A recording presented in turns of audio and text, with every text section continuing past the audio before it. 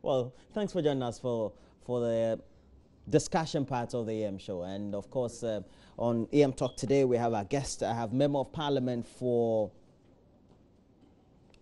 Okankwe Central and Patrick Yawbuama. He's a legal practitioner as well. And thanks for joining me, Patrick. Thank you. Good morning. Thank you too. And Roxanne Dafiamakpo is a Member of Parliament for South Dine. Thanks for joining me, Roxanne. A legal practitioner. You say? A legal practitioner. A legal practitioner as well too. Yeah, I forgot to add that. Okay. You make so much money. You make so much money. Well, you know that among yourselves, I guess. But let's look at some of the critical issues. The president began a 3-day tour of the Ashanti region, and I have to start with you since you are even. Have you appeared before Parliament's Appointment Committee? Not yet, please. When will you be appearing, sir? Thursday. Okay. Roland, I see some mischief in your eyes. There's no mischief. You know I like you, so it's got God nothing. willing, Thursday. It's got nothing to do with mischief. And congratulations to you. Thank you very much. All right. So it's not up for discussion though. It's just something I said in passing. So it's Thursday at 1 o'clock. God willing. We'll cheer you up. We'll Very be there. well. All right. So the president is in the Ashanti region. Has been talking a lot and giving all the best assurances. First, what do you make observationally about his tour? Thank you very much. Good morning to you and your cherished viewers. It's a wonderful day. The President of Ghana, Nana Akufo-Addo, began and ended a 3-day tour of the Ashanti region. On Friday, he paid a visit to the overlord of Ashanti, as Osei the second Asantehene, and gave him his word that he was going to rule this country according to the laws of this country, and also reiterated the fact that he was voted into office based on certain promises that he made to the good people of Ghana, some of which included reduction of taxes on the importation of spare parts, abolishing VAT on domestic airline tickets, on real estate, and on reducing the flat rate tax in the informal sector, and a host of other taxes which Parliament is going to abolish. So after his meeting with Asantehene, he also met with the transport unions and also held a rally to assure the good people of Ashanti region, which happens to be the heartbeat of this great party of ours, that he was not going to condone any acts of indiscipline on the part of any party member or any group or grouping that supported him or the party to come to power. It was reassuring, and I believe that the president is a man of his word. We saw that in the State of the Nation address.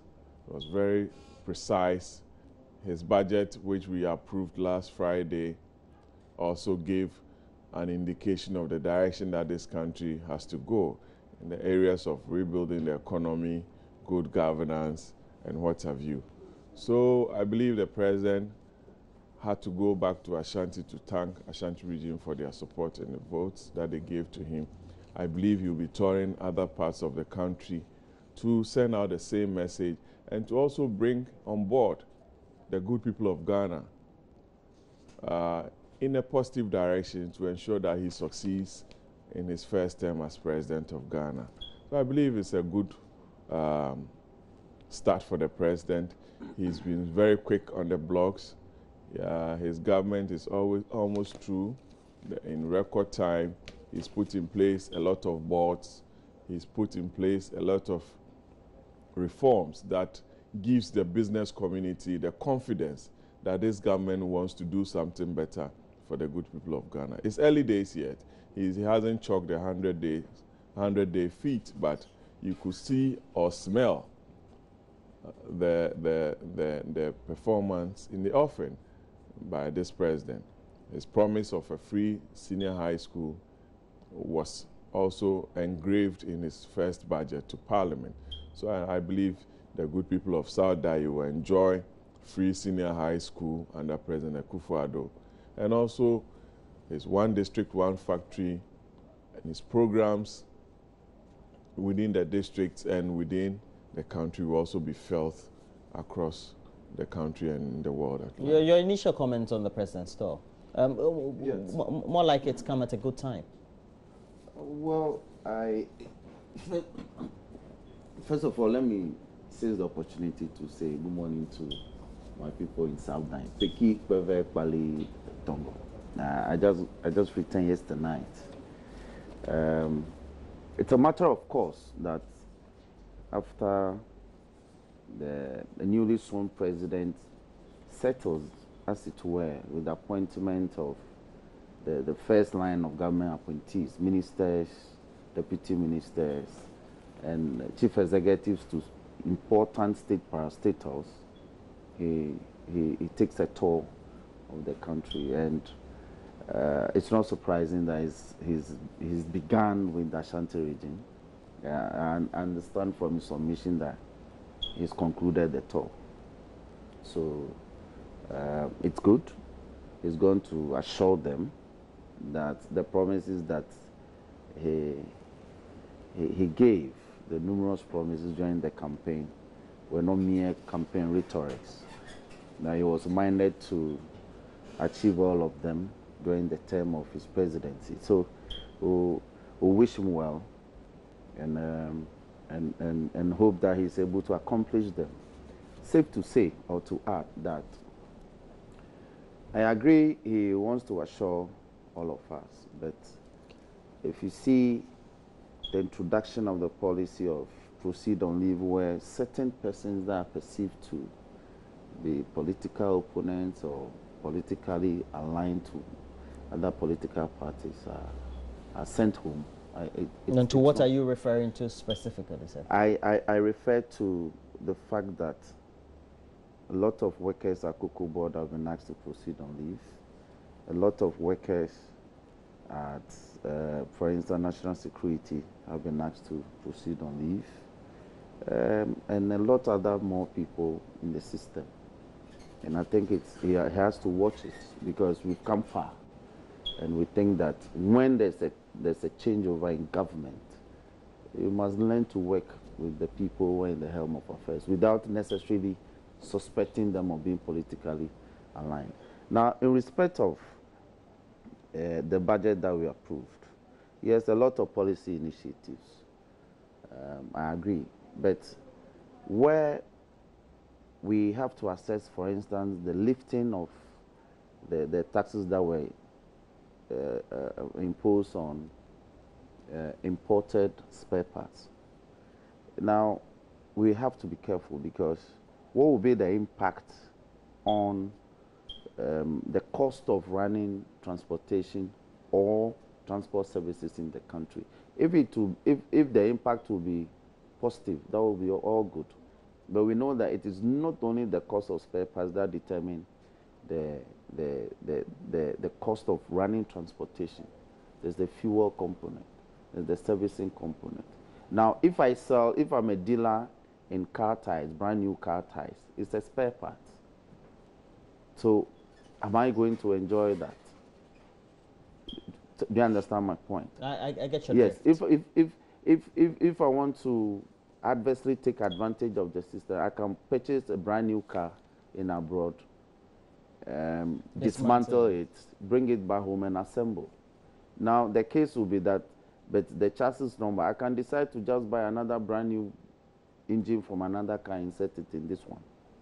So we have to be careful. We must ensure that the policy is not abused. That's my point.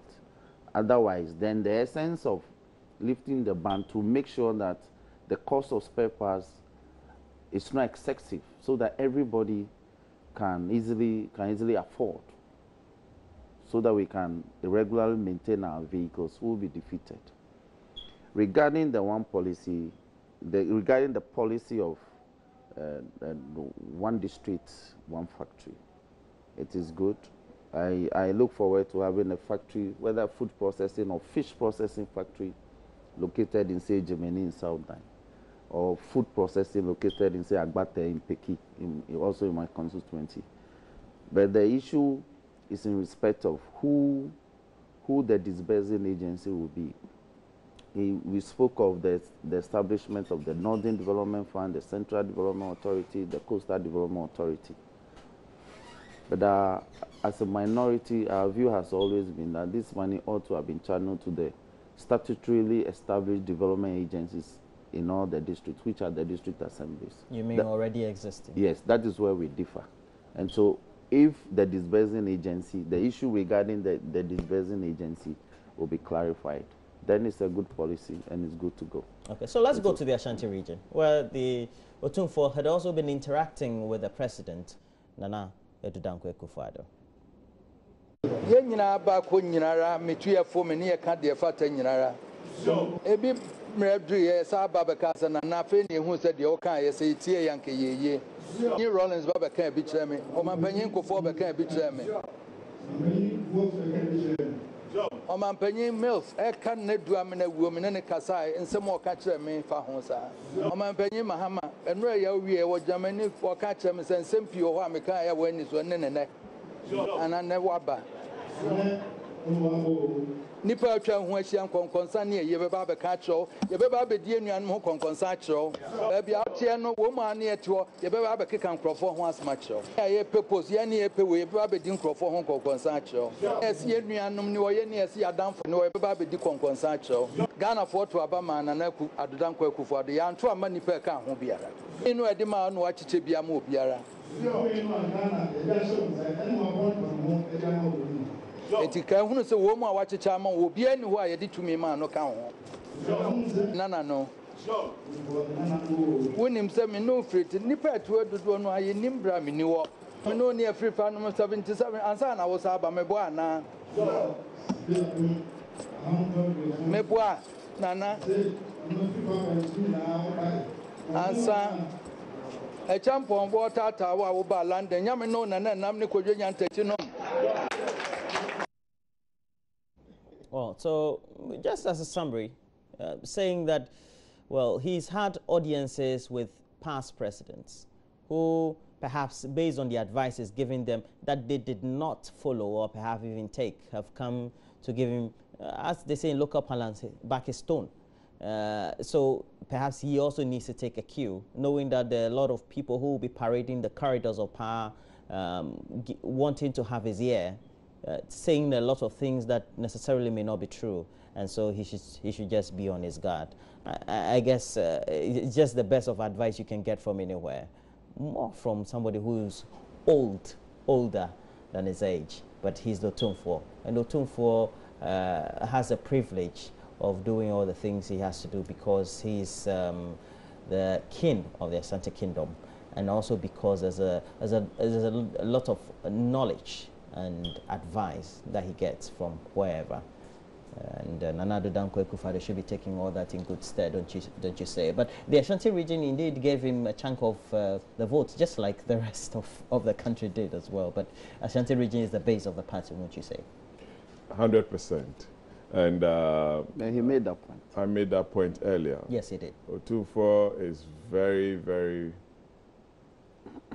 he's a brave man, straight to the point, and he didn't mince words.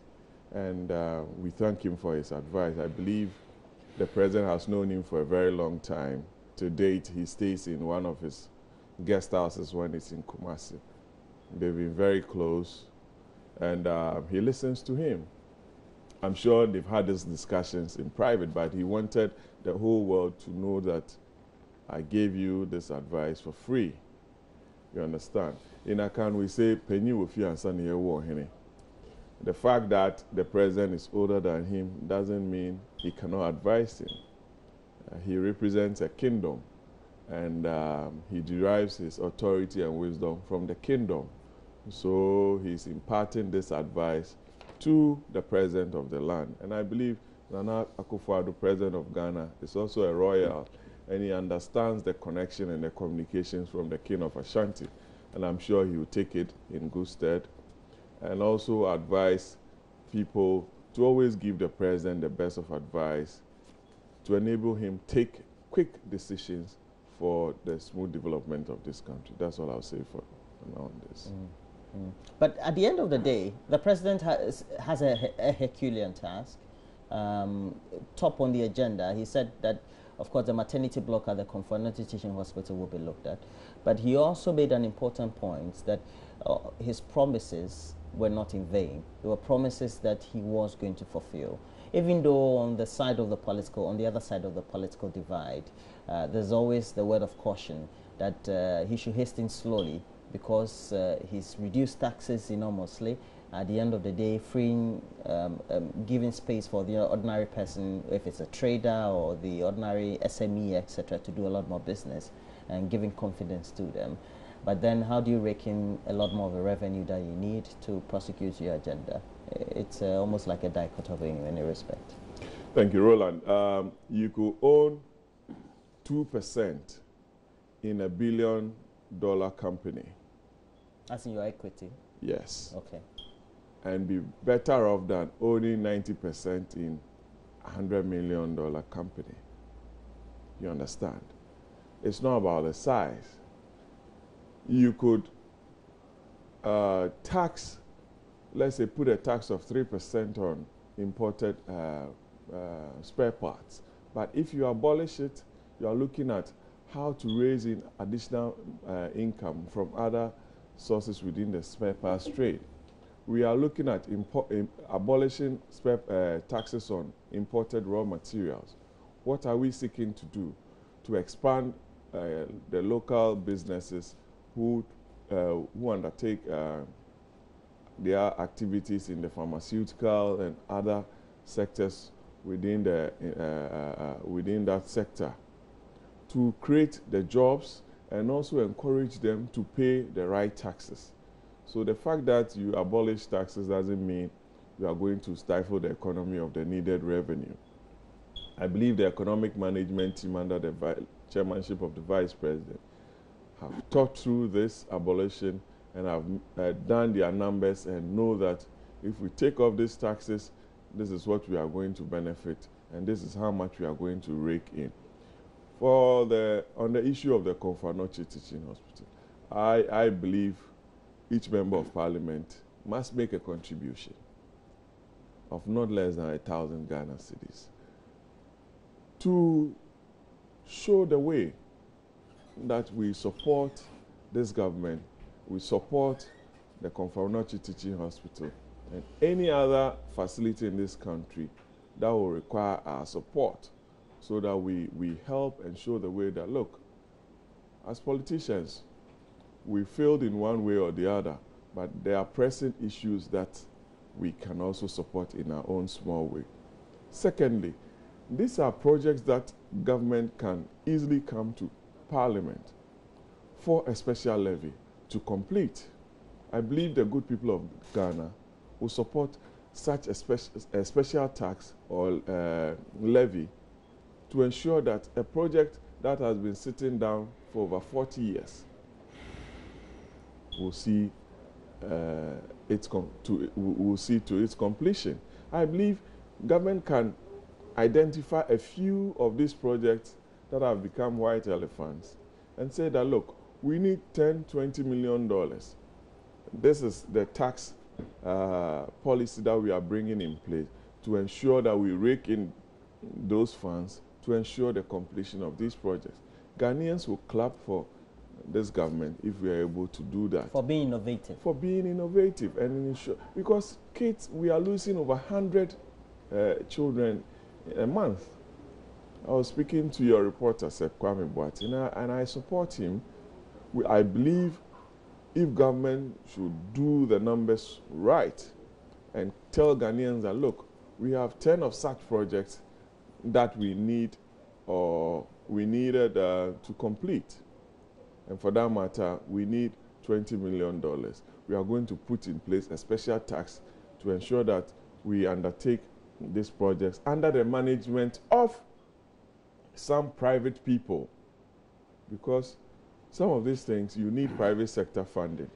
And you also want to put in place a transparent group to ensure that there's value for money and that there is timeous completion of such projects. That's my proposal, and I believe government will listen to it. But from your side of the political divide, you seem also to give the indication that the president needs to make sure that, for example, his policy on free SHS is implemented in such a way that it's not discriminatory. Indeed. Yes. Yet, we have made a point, and I've been one of the advocates for that. Because, you see, if you introduce a policy in such a manner, then even though it's a national policy, it will seek to discriminate against other citizens. Why do I speak so? Because if you peg the introduction of the policy from September, then my daughter, who is in Wesley Girls and is in first year, will not be affected. Now, my friend's daughter, who is also in Agri Memorial and is in the second year, even though we'll be entering the third year in September, will not be affected, even though all of them are in SS. So that will be a discriminatory implementation of such a national policy. And the funds we are applying towards the policy is a national fund. So our view is that we'll be in breach of Article 25, we'll be in breach of the directive principles of state policy. So it has to be a wholesome introduction of the policy. Everybody who, at the time of introduction, is in SS ought to be affected. That's our position. Now, as regards the other matters, you see, my brother spoke about the fact that they have lifted taxes on certain raw materials supposed to be imported into the country. We had a problem with them in the course of the debate. That, for instance, if you are lifting the ban on the importation of pharmaceutical products, then you are stifling local manufacturers, local pharmaceutical manufacturers. Because instead of placing them in a good state to compete with the foreign drugs, you are rather giving the opportunity for those who largely will be importing from, say, India or from, say, China, to compete with the locally manufactured ones. So what are you doing? You're going to stifle their business. Because you are going to give them competition. And if it does that, it's going to hamper their expansion and all. So for us, even though they lifted the tax on the importation of spare parts, they have also lifted the tax on the importation of foreign drugs. And that, for us, does not augur well for the locally established pharmaceutical manufacturers. That's one point. In respect of the policy of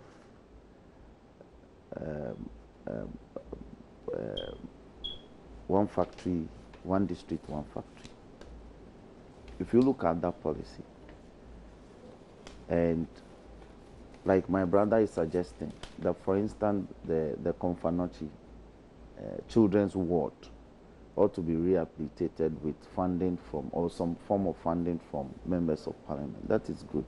But if you look at the budgetary allocations under the Ministry of Health, they have not prioritized that project. And as a government, at the time that you assume the reins of power, you ought to identify certain projects that in your view have not attracted attention over the past 40 years. The NDC did a lot in terms of health expansion, health facility expansion. But if the Konfanochi facility, the children's ward, had not been affected by a massive infrastructural rollout, and this government wants to give it attention, it ought to have been reflected in the budget. It did not. So for us, they have also not prioritized it, at least for this year, for this fiscal year. So if the idea is that we can look at it next year and prioritize same, it is in order. It's one block that can be constructed within a year. Indeed, it is not a new block that will be constructed. It has to be renovated. New facilities installed, like we've done at Ridge, we've done a Fiakwe Cementing, Interbeting, Trafalgar in Ho, and I think the Tamale Central Hospital. We've done some of these things, and the Legon Medical School Hospital. So that too can be done. It should be renovated and new facilities installed to curb the high rate of child mortality that occurs at that wing of the hospital. And so for me, I will support the idea that the project should be prioritized, but not by funding from members of parliament. It's a novel one. Not by raising special levies or taxes within those are just short term. No, you don't have to raise special taxes to do that. You just prioritize the project as part of the infrastructural rollout, and ensure that the ministry, in submitting their estimates, I'm sure there will be a media review. So the ministry can be encouraged to submit some estimates in respect of the renovation and submit it. I think Patrick was talking more like a goodwill gesture. You see, exactly. the goodwill, not funding from members of parliament. Yeah, the goodwill. Because of course you are not going to build. It's just a goodwill gesture.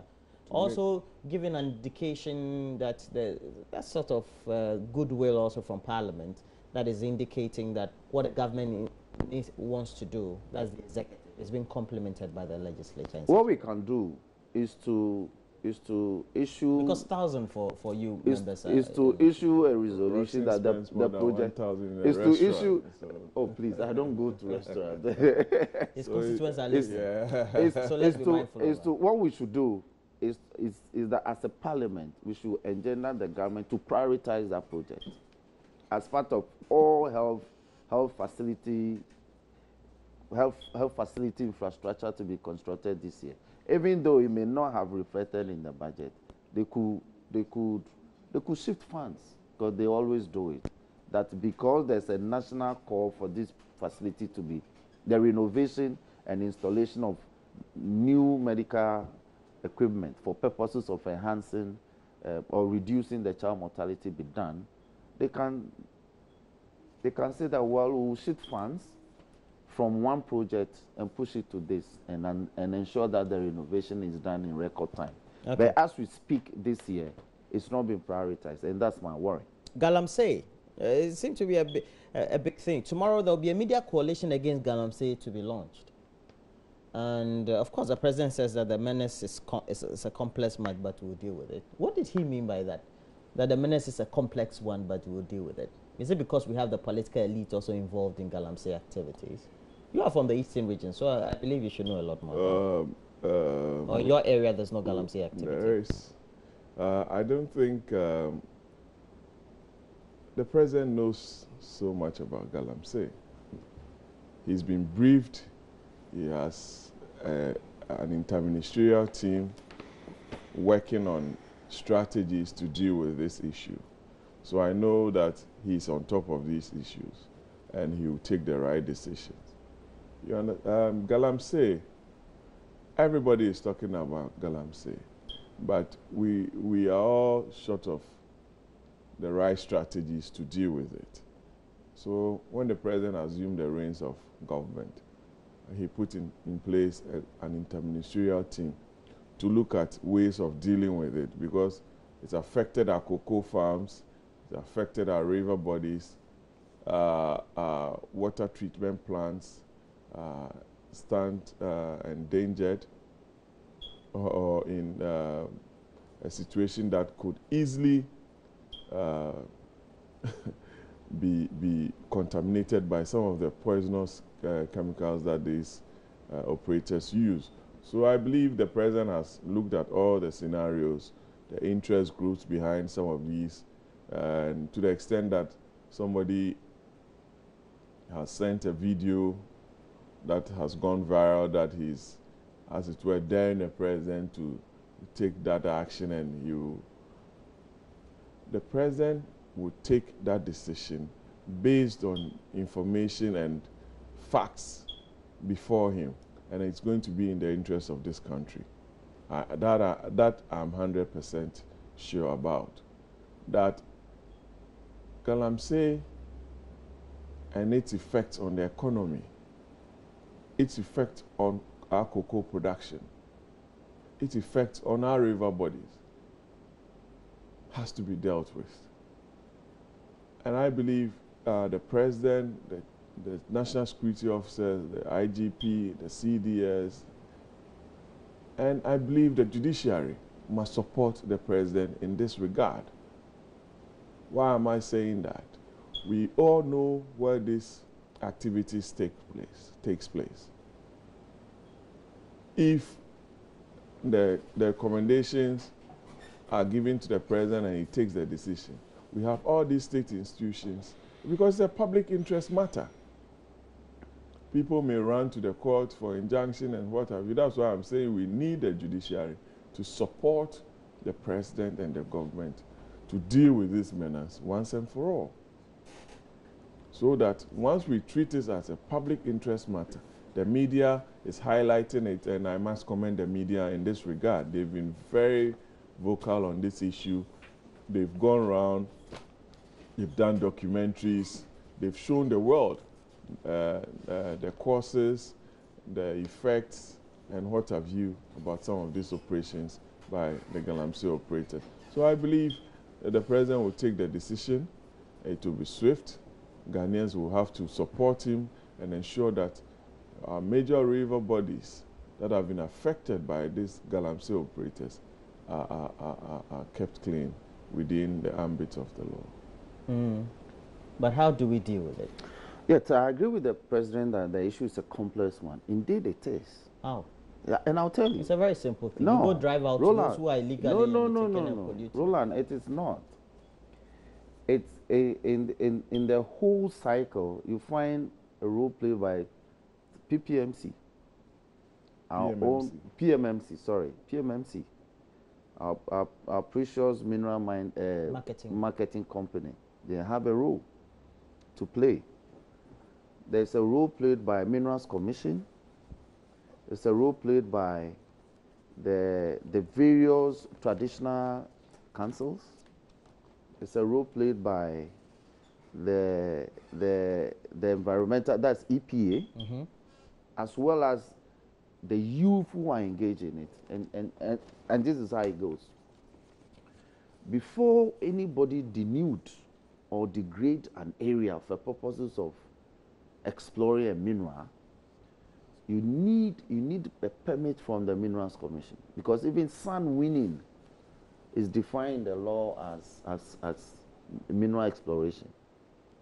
Now, before one is granted a concession by the Minerals Commission, you need to receive consent from the traditional area that is in control of the said land.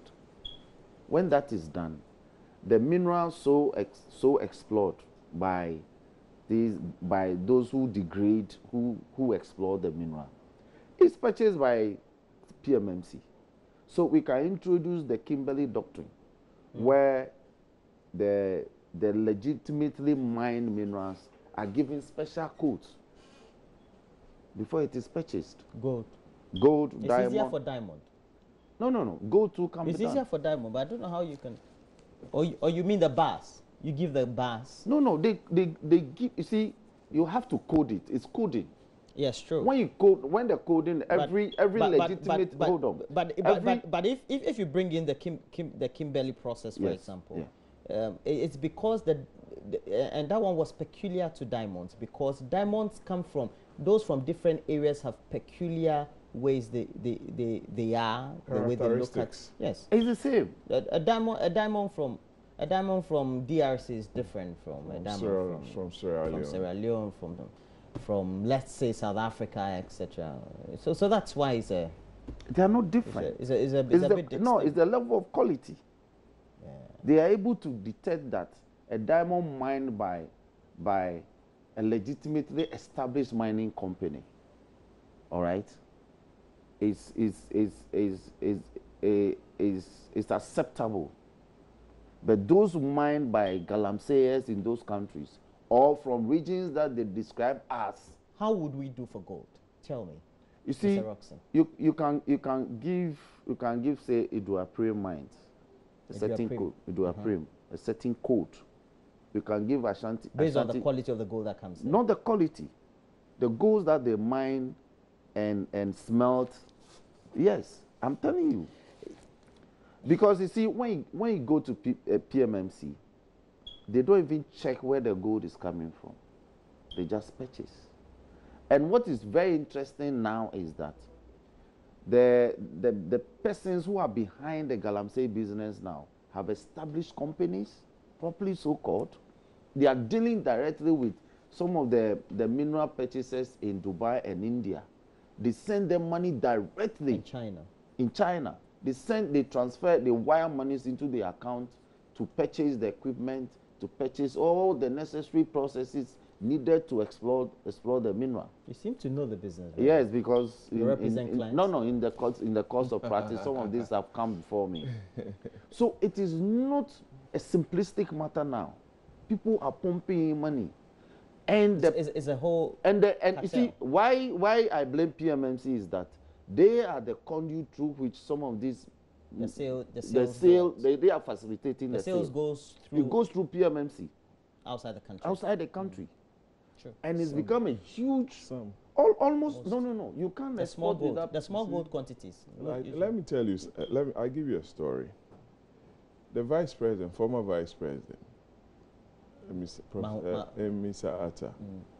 You recall there was a African-Indian summit. He gave his speech and mentioned a particular figure as being that for the gold trade or export trade between Ghana and India, the area of gold.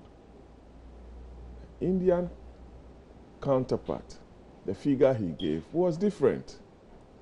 Question is, we have weak installations at our ports to the extent that people are able to take gold and other precious metal outside this country without going through the proper processes. And that is what is weakening our currency, because they take it out there without proper documentation. Roxanne, I'm telling you, PMMC has to be monitored effectively. And I blame some of the politicians. Some of us, because of our interest in some of these trade dealings, we are unable to crack the whip. So do you think that you will crack the whip? The president will crack the whip. You sure? The PMMC has to be reorganized well. Proper checks has to be in place at the PMMC and at the airports. Two, Roxanne, you are an experienced practitioner. Who will go to India or China and go straight into the mines and purchase gold? Thank you. Or diamond? Who will do that? That is why we say I agree with the president when he says it's a complex matter. We have weak systems in place which has to be checked and addressed. All right. Can we move on to the next subject? Yes, it's about the speaker. And I think they didn't make you sleep. Was it on Thursday? All right. So he ruled. First, what do you make of the committee's report and the way the matters concluded in Parliament before sitting was adjourned? Well, the report was laid and commented upon by our two leaders, the majority leader, minority leader. And then Honorable Ayariga had issues with the procedure being adopted. First, by the preparation of the report, and secondly, on the floor of the House during plenary. He was of the opinion that the committee went beyond its mandate, and two, the procedure being adopted to deal with the report at plenary too, he thought it was wrong, and three, he had issues generally. So at the end of the day, he offered a form of apology that to many persons wasn't an apology properly so-called. And so the speaker decided that he will rule on the matter. That is, he will state his views on the matter formally, not viva voce. So it was supposed to have been done on Friday.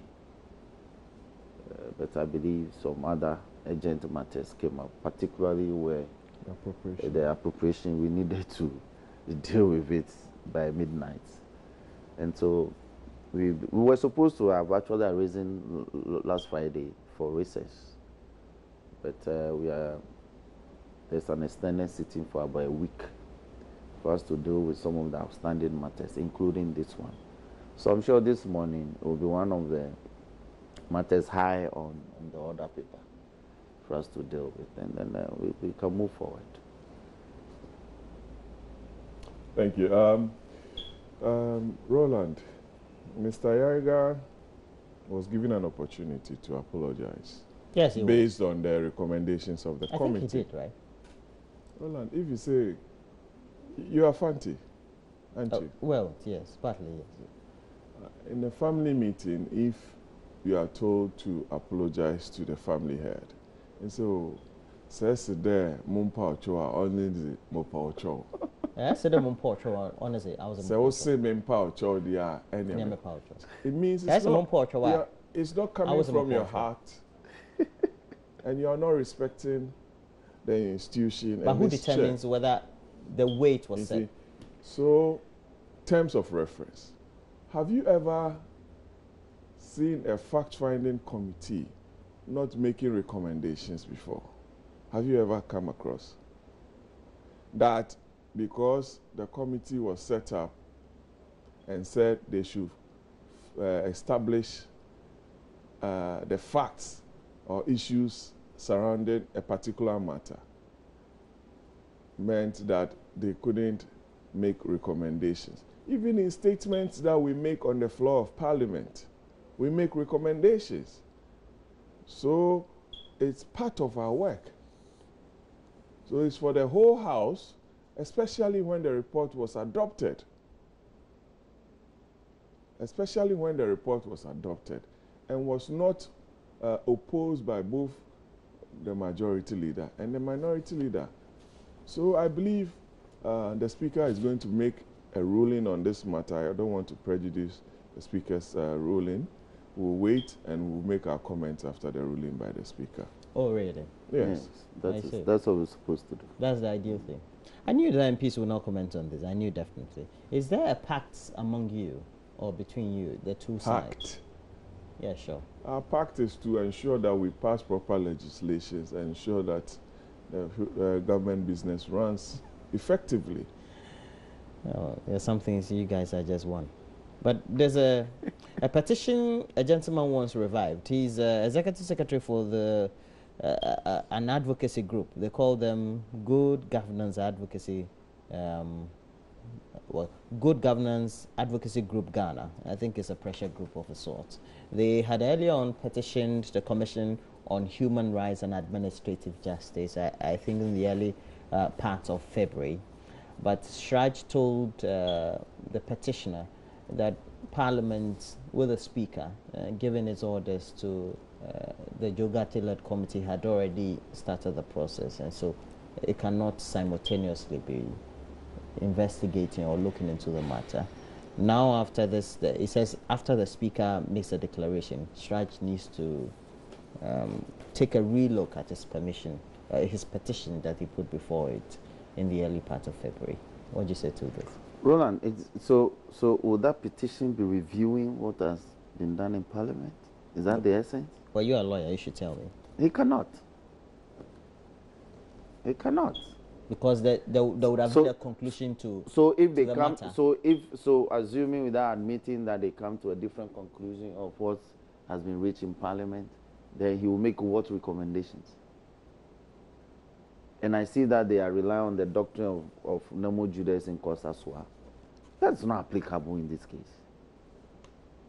So, for instance, when we had crisis in the judiciary and we had judges sitting on the cases of their own colleagues, then somebody will say that no, it should be Parliament that should adjudicate in that matter, and that it goes against the doctrine of Nemo Judas in Kosaswa because the judiciary had interest in the matter. So it ought not to be the judiciary that should sit on the matter. No, it is not. He's taking the doctrine completely out of context. That is not how you apply the doctrine.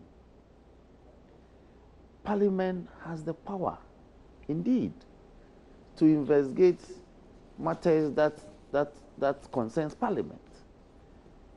And it is not done. This is a report submitted by a committee, Speaker's own committee. Every committee in Parliament, we call it the Speaker's Committee. The Speaker is the de facto head of every committee. So when the committee is submitting its report, you say, Mr. Speaker, your committee says this, your committee says that. This is the Speaker's Committee. Recommendations have been made to the Speaker.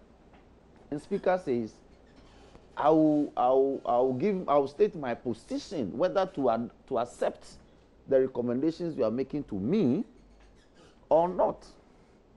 And somebody says, so the matter is not concluded.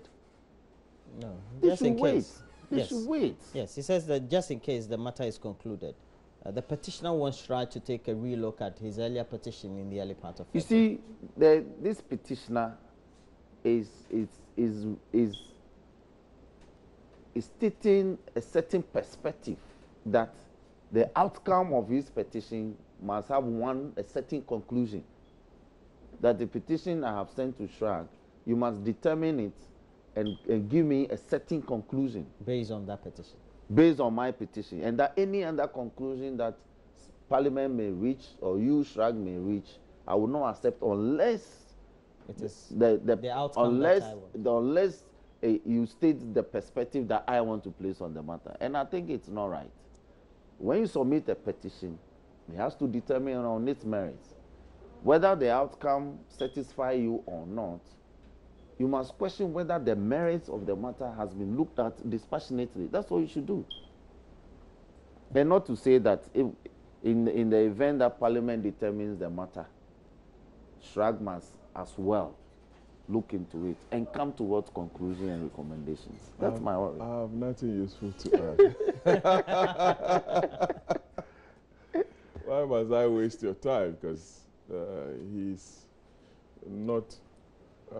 he's invoked the jurisdiction of SHRAG. Yes, he's made a petition, but we haven't concluded the matter. So I believe we must await. Well, the Speaker will conclude the matter, definitely. Yes. So And if the Speaker concludes the matter, if SHRAG should take a look at his petition, that would also mean that he is purporting in his petition to mean that Parliament cannot be a master of his own rules in many respects, cannot adjudicate on his own matter.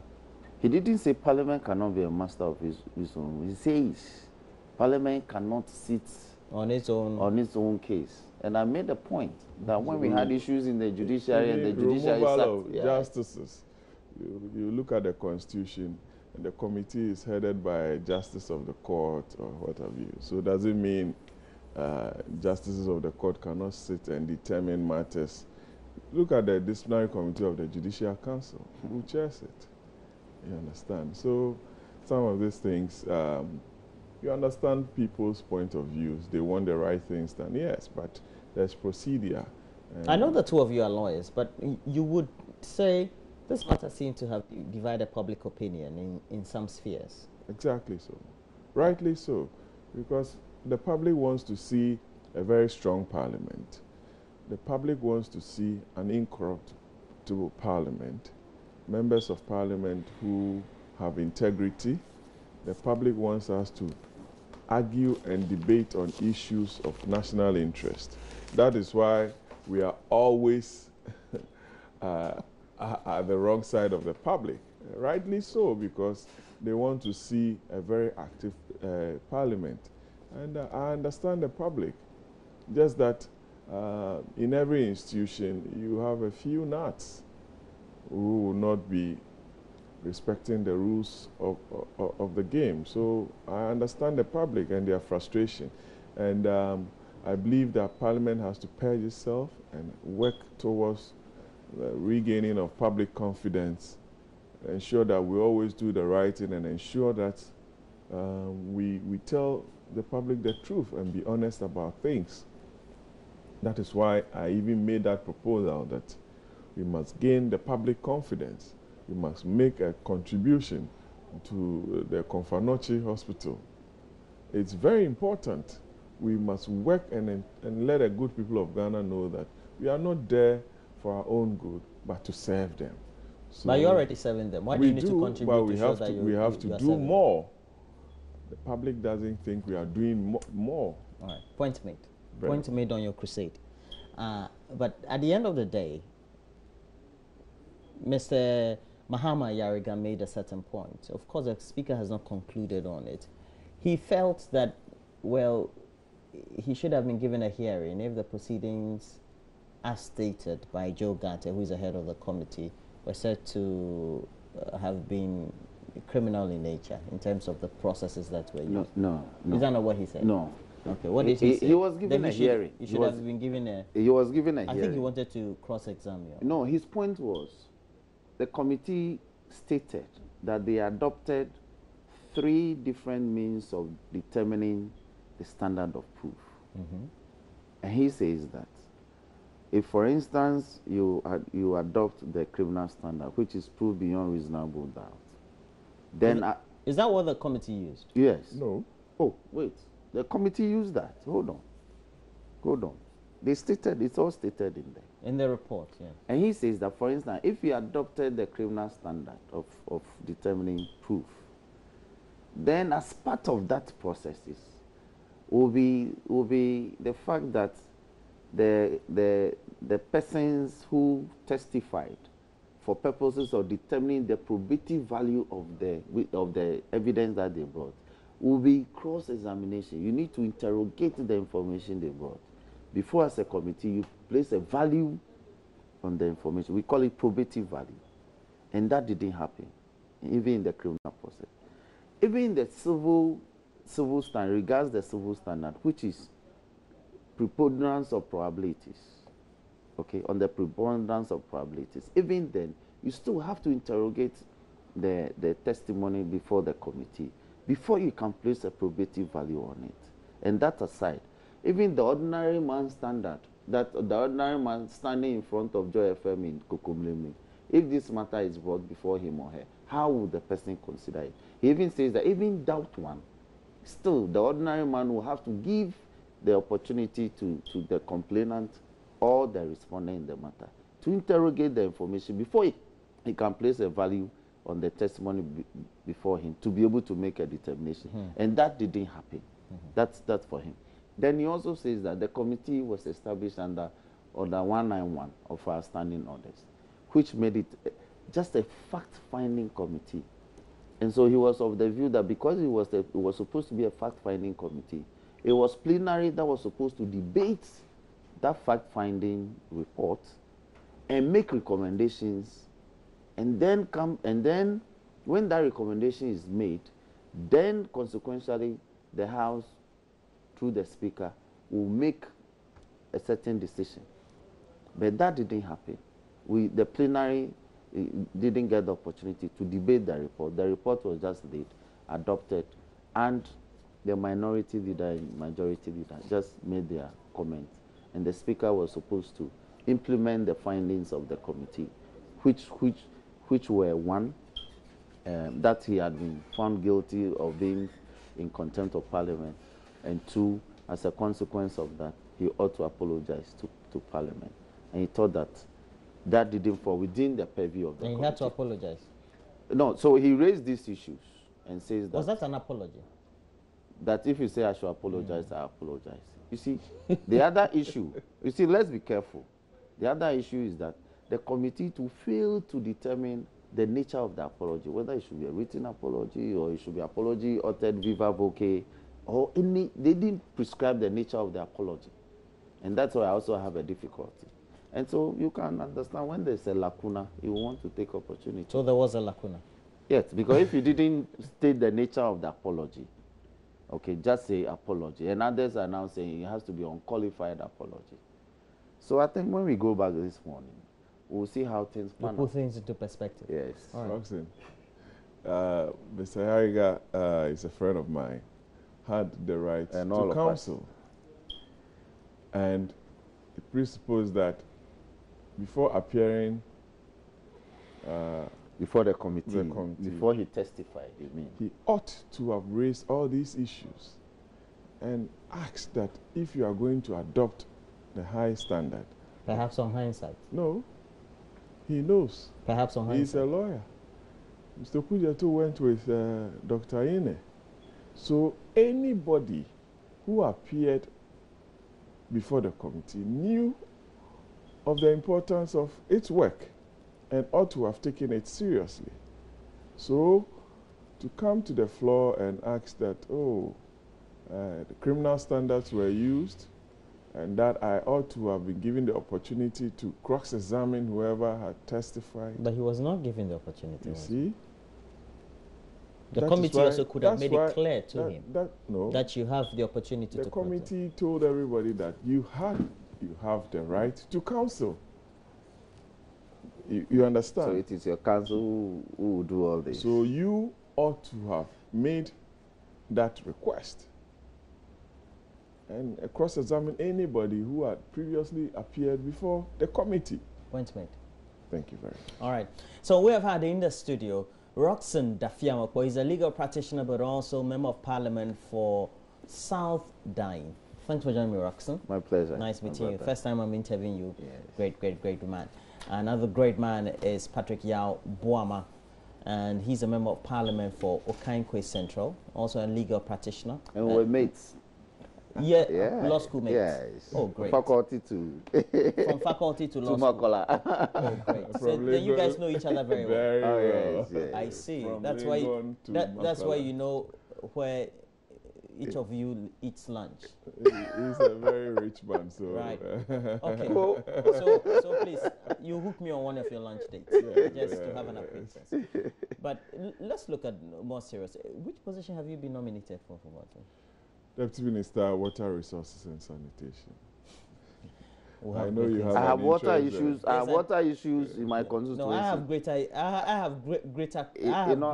My people. I have greater interest than just normal domestic water. I returned yesterday, and there's serious water problem facing my people Where? in the Pali Tongo area. Oh, So will you support any legislation that gives government the opportunity to raise more money? As for you and raising levies. You and Let's look